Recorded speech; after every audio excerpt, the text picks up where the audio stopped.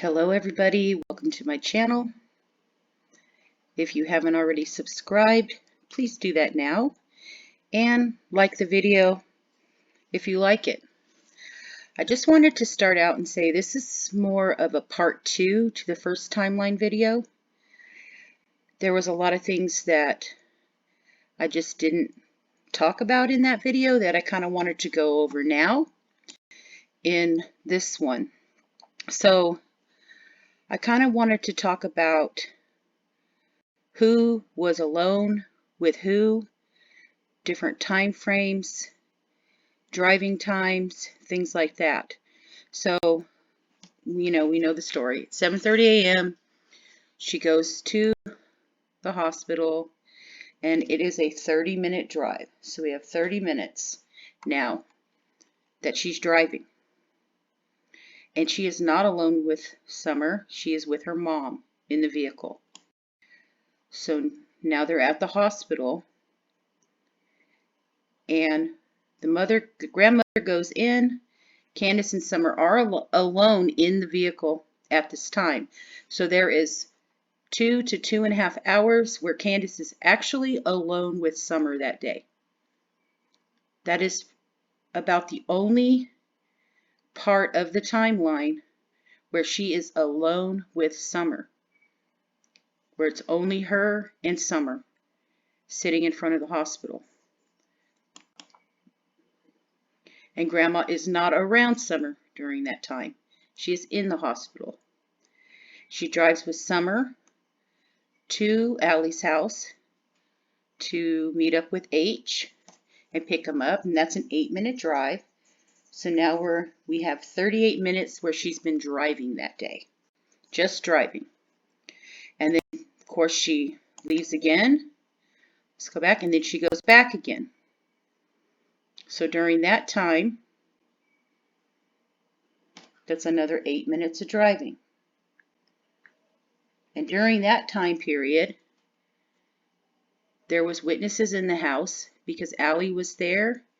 I think the grandmother was there, or the great-grandmother. And then it was H, Candace, and Summer inside Allie's house. So those are the witnesses during that period of time, and that would have been between 10:30 and 11 or 11:30, depending on how long they actually stayed there. She said she didn't stay there very long, so I'm going to guesstimate maybe 15-20 minutes before she goes and gets her mother, the grandmother, at the hospital, which now introduced another person witnessing Candace alone, well, Candace with Summer. So now she has H as a witness and Grandma as a witness of her in this time with Summer. So from there they leave, and now she's never alone with Summer. Somebody's always there with her during this time. But they do drive then to the Discount Tobacco. So that's 8 more minutes of driving time. Now we're up to 54 minutes where she was just driving. And now there's a witness of time where she was around other people other than that group of people, which could have been about 5 minutes. So there was, for 5 minutes of time there, she was actually seen by somebody other than the people in this group. She leaves from there and then goes to the hippie house. Let's look here. And that is only 3 minutes. So 3 more minutes of driving time. So now we're up to 57 minutes of just driving in the car. From the hippie house, they go to Walgreens and drop off the prescription. And then they are there again. And that's 3 minutes. So let's add 3 more minutes to that. Again, witnessed by other people. They were there at Walgreens dropping the prescription off. Other people saw them.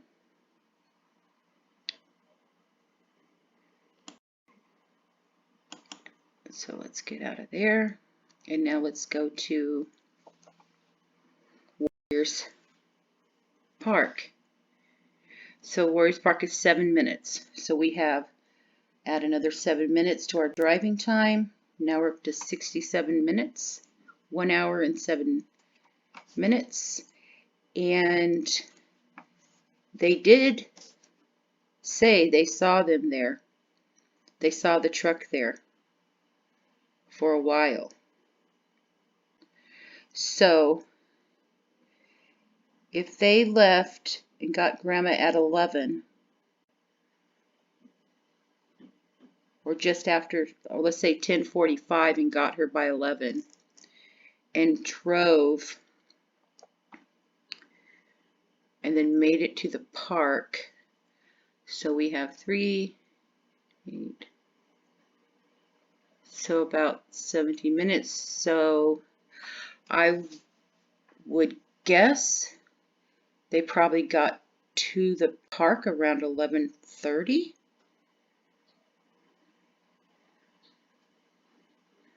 In the time of adding up just the driving and dropping the prescription off, going into the 2 places, one to get vapes, one to get drinks and cigarettes, they probably made it to the park at 11:30. I would say 11:30. The video was not posted until 12:30, and they did not get back to the Walgreens Sonic area until 1:30. So that's 2 hours. So if you add up the timeline, they would have been at this park for about 2 hours. They would have had to have been there for 2 hours before going back. And then they drive back to Walgreens, so we'll add another 7 minutes.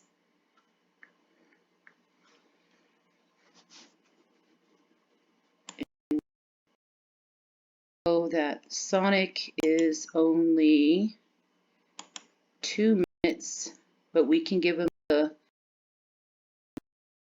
which was 4 driving. So if you hit lights, you probably could be up to 4 minutes. So that's 78 minutes that they've only just been driving in a car. So let's get over there. And then it takes probably 10 or 15 minutes or less. Maybe I would say 10 minutes to get slushies. Maybe 10 minutes through the drive-through. So that's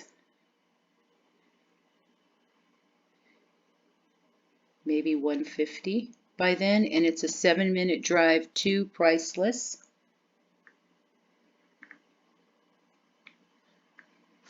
It's 85 minutes that they've been driving. And so then if it was 1:30 at Walgreens, and if it took them 10 minutes, maybe they got to Priceless, I'm going to say 1:45, maybe 1:50 is when they would have got to Priceless. This is all estimated, guys, and this is all alleged on a timeline that was provided by the people involved. There are a few timestamps that are credible, like the Walgreens Sonic area timestamp around 1:30, and the hospital where the grandma was is credible also. Now in Priceless, they said they did see him in there for about 30 minutes. There was a interview done with JLR where it was stated they saw them in there for about 30 minutes. But that's just people that worked there that said that. There hasn't been any receipts provided, just word of mouth. So if they got there about 1:50 and they were in there for 30 minutes, then it would have been between 2 and 2:30 that they did show back up at Allie's house. So let's go. I'm just reusing this timeline that I had before, had made for the previous video. So between 2 and 2:30 they got there.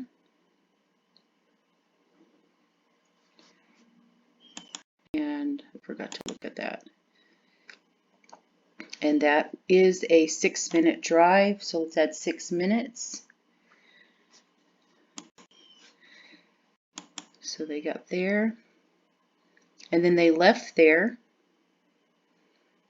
and I know this says it takes 15 minutes going this way, and then only 10 minutes from there to their house. But when you set in the amount, it says 30 minutes altogether. I don't know, maybe it's easier coming, you cut 5 minutes off coming back the back way than, oh, I guess they're coming from that house. So it's 15 minutes. Yeah, that's where my mistake is. It's not to the hospital. So 15 minutes to this spot on Lone Star Road. So we know they about 15-minute drive to there. And then it's a 10-minute drive home. So it's 116 minutes they were driving, which is just under 2 hours. Just under 2 hours of just driving. And in that time, and we have a time from 7:30 in the morning until about 7 o'clock at night, which that's 11 hours, right?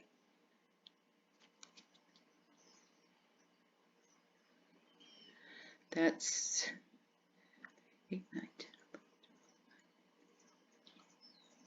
12 hours. 11 and a half hours. Yeah. Okay, so 11 and a half hours from the beginning of this time until the police pull up. So you have 11 and a half hours. So in that 11 and a half hours, 2 hours of it was just her driving. So, and then you have the 30 minutes in the grocery store, the 5 minutes in the vape shop, the 5 minutes getting the cigarettes in the discount tobacco shop. You have probably 20 minutes between dropping off and picking up at Walgreens. And then you have maybe 10-15 minutes at Sonic or less, depending on how busy it is there. So if you look at that time, she has about actually 1 hour and 45 minutes in this timeline where she was seen by other people other than H or her mother. And in the timeline, she was driving around 2 hours of that time.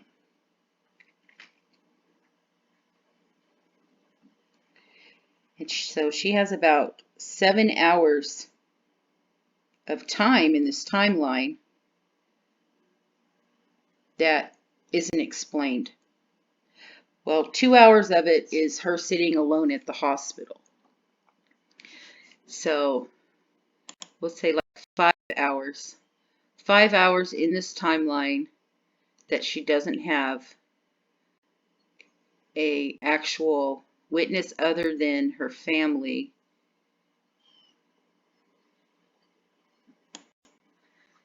I just wanted to touch on that and kind of talk about some of the times, some of those type of things when you look at how much she actually drove. And really, when you first heard the timeline, the story, it seemed like, man, she really drove a lot of places. But then when you look at the maps, These places are not very far. There's not, everything is within like 8 minutes, I think was one of the longest thing, 8 minutes, other than home and back, things like that. But like around town, everything is really close. I don't know if the town is smaller than I thought it was, so everything is closer than it looks on a map. But it seems like everywhere she went, it was just really fast to get there. It wasn't like they were really driving for long periods of time. But 2 hours, she drove with it, and 1 hour of that time of her driving is driving there and driving back. So it's 1 hour of driving around town, going to all these places. She spent 1 hour of it driving in the car. So, and out of the whole time, the whole day, only 2 hours, maybe a little more than 2 hours, she was actually alone with Summer. Because even when she gets back to the house, her mom's there, the boys are there, she's not alone with her.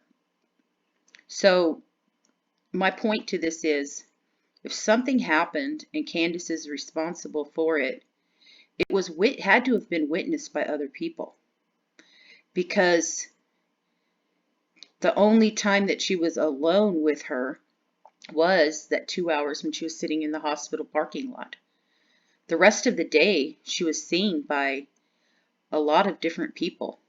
And then also the people that are in that group, H and her mom and Allie. So that was something I wanted to touch on with this video. And I know it might be to some people, but it's interesting to me to look at the timeline that way. Oh, I guess I need to plug this laptop in, because it helps me to understand maybe when something could have happened. In this timeline of her timeline, she's always with other people. She's seen with other people the whole time. There's not that much where she's actually alone with Summer. So if something happened, it had to have happened in front of other people. Which, I mean, that doesn't mean other people aren't lying for her or covering for her. I mean, it would probably make sense that they probably are if she obviously did something to her child, then somebody witnessed it. It did not go unwitnessed.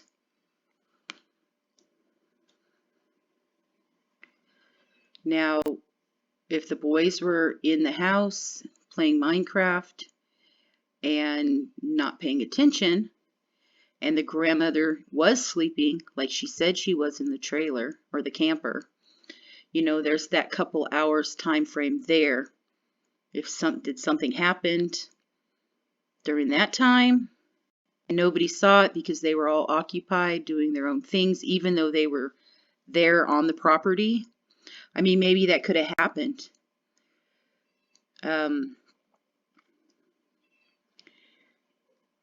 I just think when she says she yelled to the boys to watch their sister,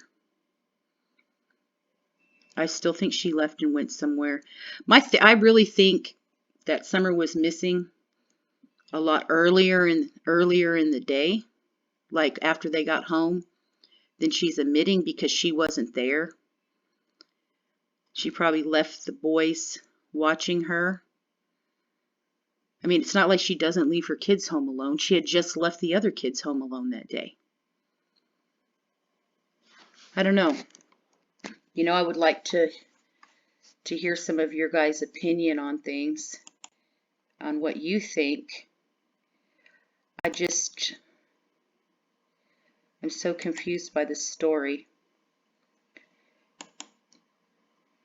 I mean, is it her not wanting to admit neglect and that she left the kid home alone and then she disappeared? Is that the deception? Is that just the lie? Is that why? Because I just find it so hard to believe that she would be so worried about buying the twisted tea, Hunter H, sorry about that, drinking it, buying the vapes, her giving it to him,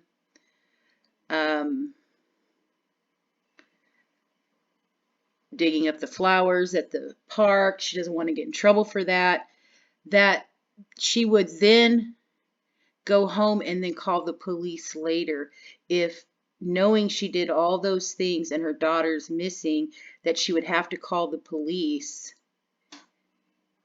if she did something intentionally.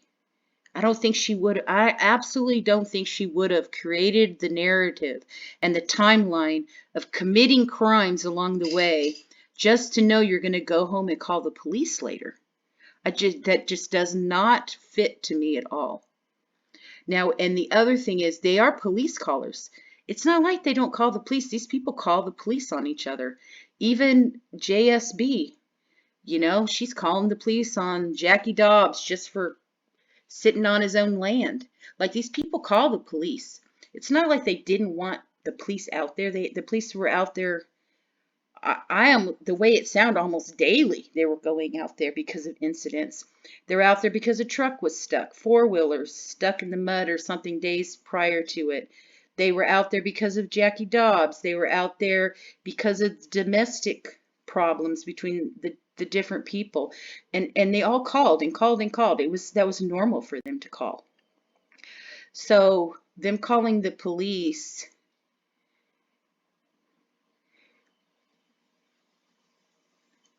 is, I think, something normal that they do. Yet, I don't think they would have called the police if they intentionally did something,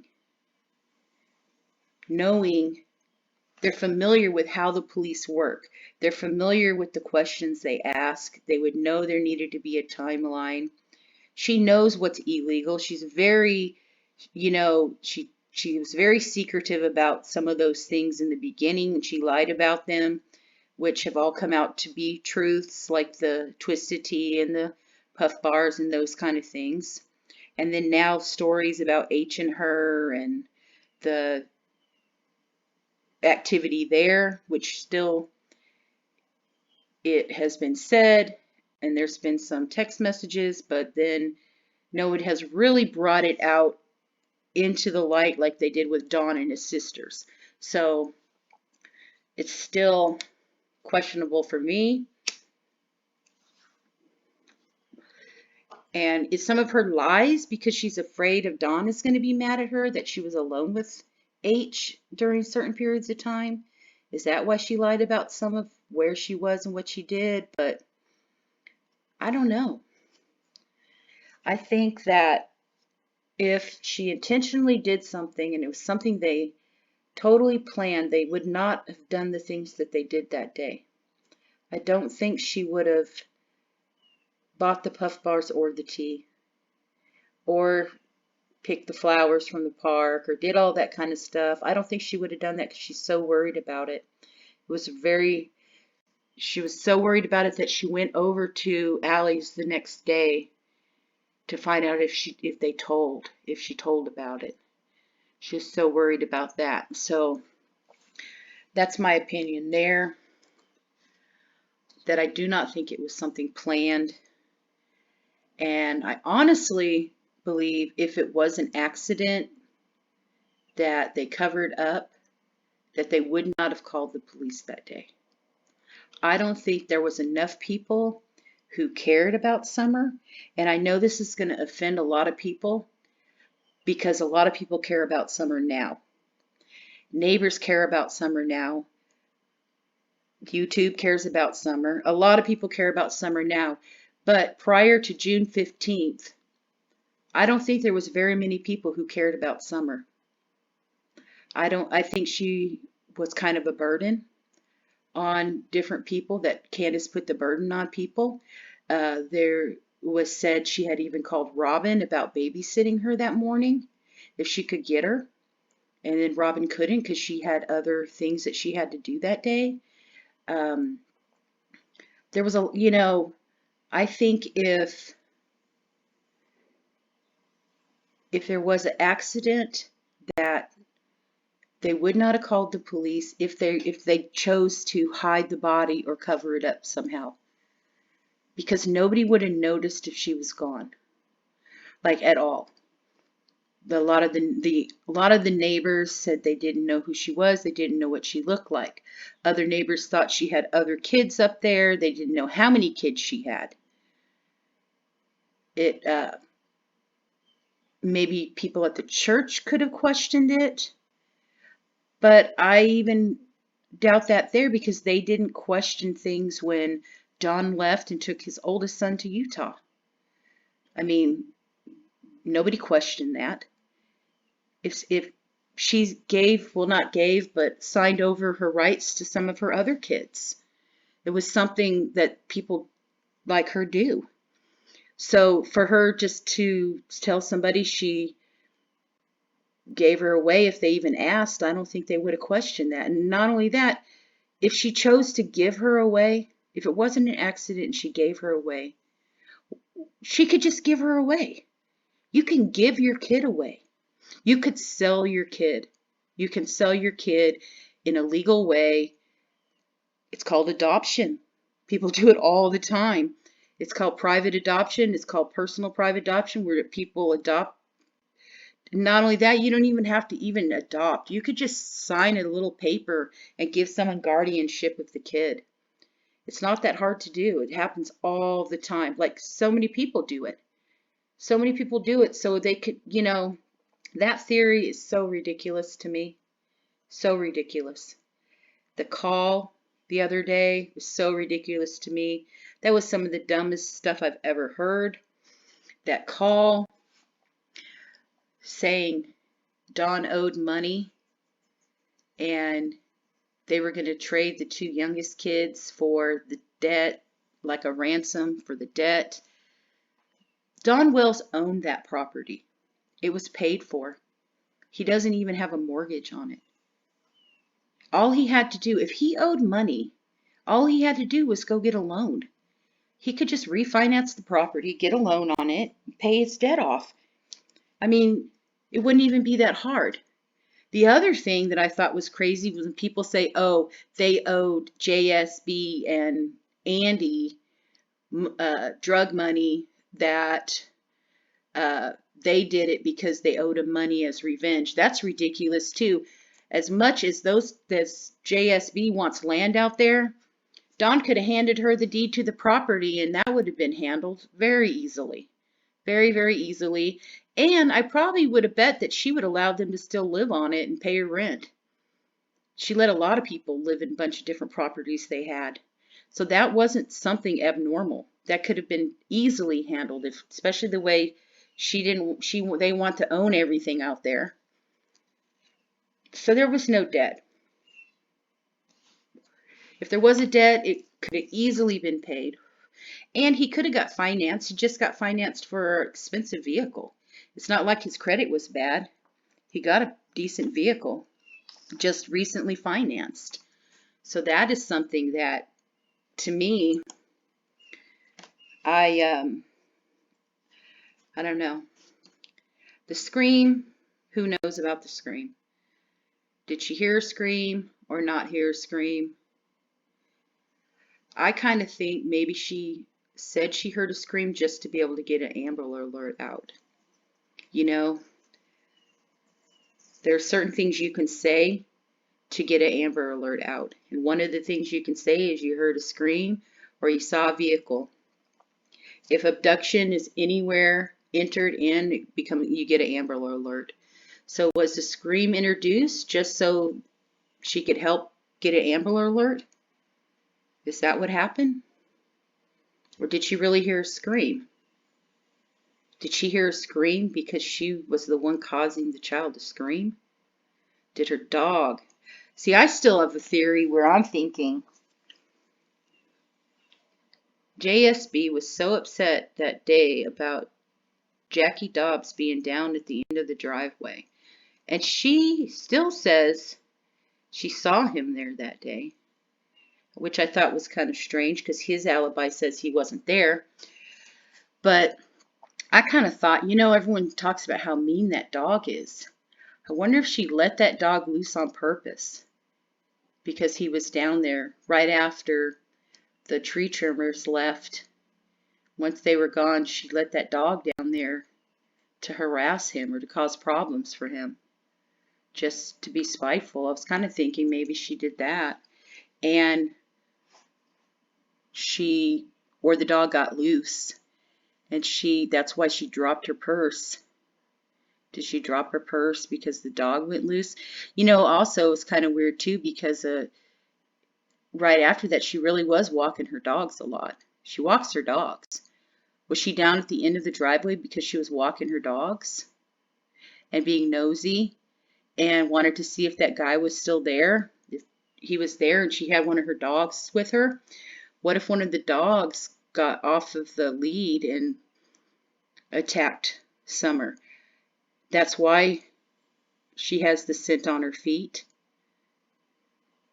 That's why she washed her feet in the creek. I kind of thought about that one. I thought that was kind of strange. And the thing is, Candace left. She started driving up and down looking for her. Did something happen then she was able to hide her somehow because there was an accident with JSB? I was kind of thinking that could be a possibility.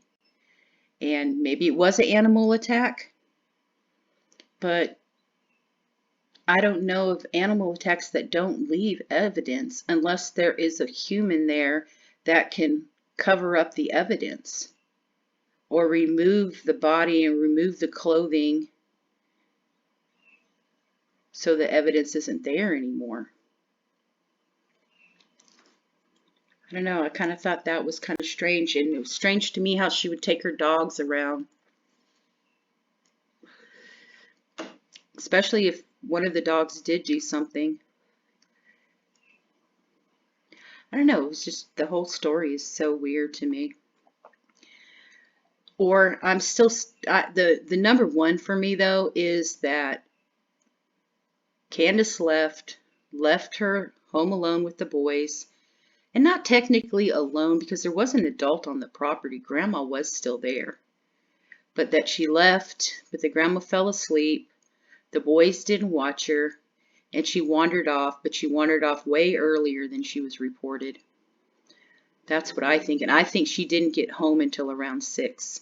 And when she got home at 6 and realized she wasn't there, Summer had already wandered off for a while. Way further than the search teams were looking, and as they were searching, she was wandering further and further, and that they just have not searched far enough out yet to find her. And something happened to her, just the elements even, just being out there.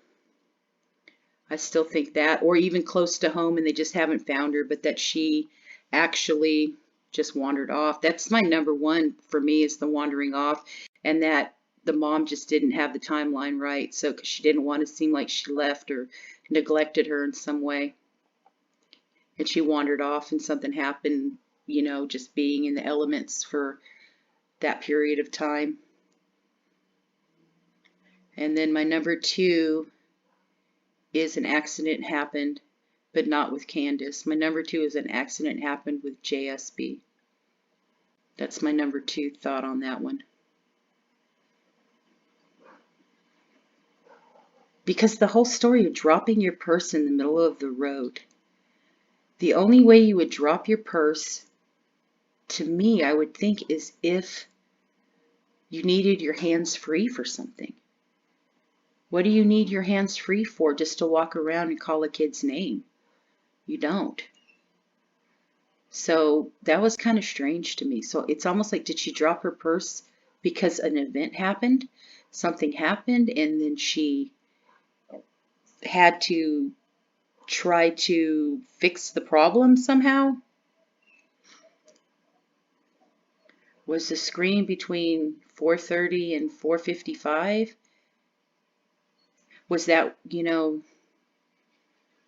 a scream she actually heard and she had to report she heard it in case somebody else heard it? And it was maybe a dog attack? something like that. I don't know, guys, but I'm going to end this video, and I hope this timeline was informative to you guys as it was to me, and in thinking about time frames when Candace was actually alone with her child. Like I said, it was only that 2 hours. She was only alone with her for 2 hours, and that was sitting in the hospital parking lot. So it goes back to everybody was a witness to her time with Summer that day, except for that 2 hours, and she was alive after that.